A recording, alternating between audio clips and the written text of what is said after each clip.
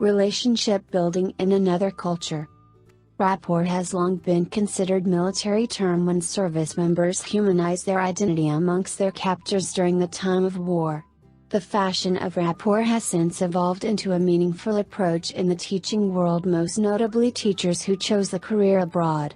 The important factors listed below could prove to be the difference between miserable teaching experience and solid one. No efforts to learn about the culture.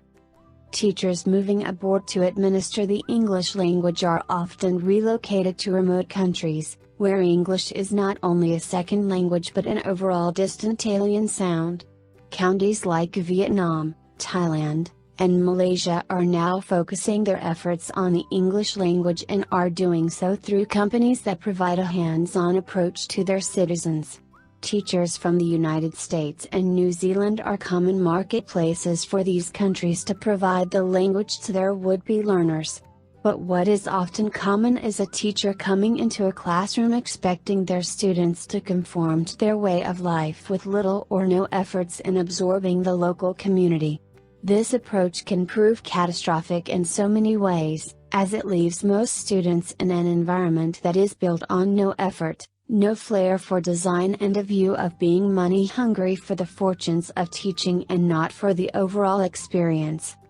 I can speak firsthand on this subject, for I have been an active duty service member with the United States Air Force and have lived abroad in Japan for over 13 years. Service members often moonlight as English instructors to the local Okinawan community, only to find that their overall experience was one of dread and misery. The teachers I viewed firsthand had no interest in learning about the Okinawan culture, which, in turn, left their students distant to their approach at education. The successful American teachers all have the idea of establishing a human connection with their students, admiring their way of life, their cuisine, and pastimes like baseball. Through these interests, more doors of the heart-to-heart communication begin to form. The students take the step in viewing their teacher as more than foreigner, oftentimes viewing them as a mentor. Curiosity in another culture is beneficial. In countries like Thailand and Vietnam, the English has been almost non-existent, and citizens wishing to take the steps to become fluent in English requires a great deal of courage. Students progress through a phase of intimidation to comprehension more fluently with a teacher has built a relationship with their students. When a teacher identifies the need to establish a rapport with the students, magic can then begin to happen. Students can then see the efforts of the teacher and provide maximum effort in classroom activities and assignments.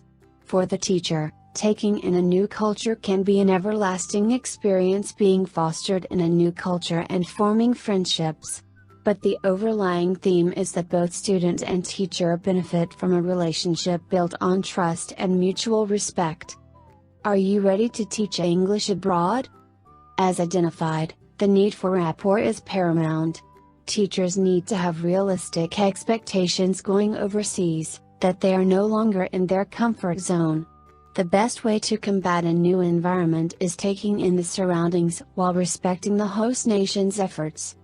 Speak with an ITTT advisor today to put together your personal plan for teaching English abroad. Send us an email or call us toll-free at 1-800-490-0531 to speak with an ITTT advisor today.